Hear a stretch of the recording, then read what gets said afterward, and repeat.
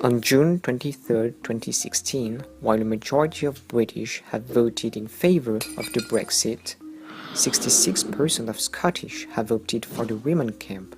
In the few hours after the referendum, Nicola Sturgeon, First Minister of Scotland and leader of the Scottish National Party, pulled the trigger on an emergency independence referendum in a desperate bid to protect Scotland's place in Europe. In a speech echoed by The Herald, she especially said that Scotland faces the prospect of being taken out of the EU against our will.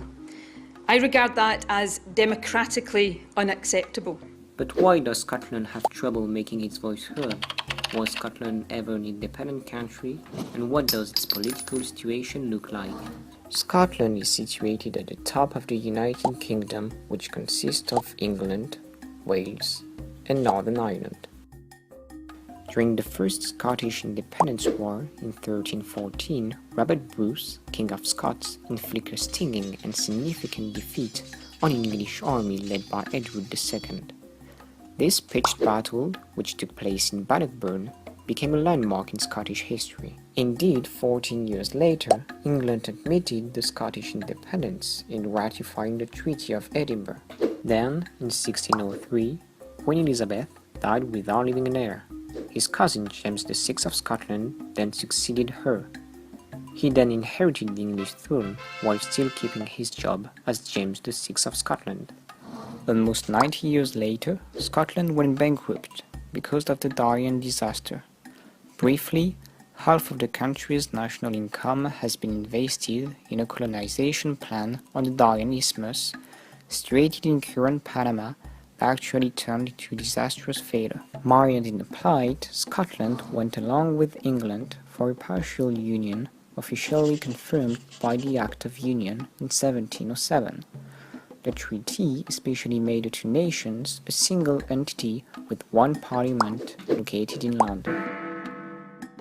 This single legislative body lasted for almost a century without mishap until the 1970s, where speculation about devolution, the notion of returning a measure of power to the Scottish government, gave rise to what used to be known as the West Lothian Question. This one was coined by Tam Dalyell MP, who basically posted a world where Scotland had its own regional parliament, but also continued to send representatives to the British Parliament. In 1997, during a referendum on a possible transfer of power, the nation of Scotland obtained the first devolved parliament of its history, with its very own brand new building located in Edinburgh. 129 MPs are responsible for implementing laws on healthcare, education, the environment, law and order.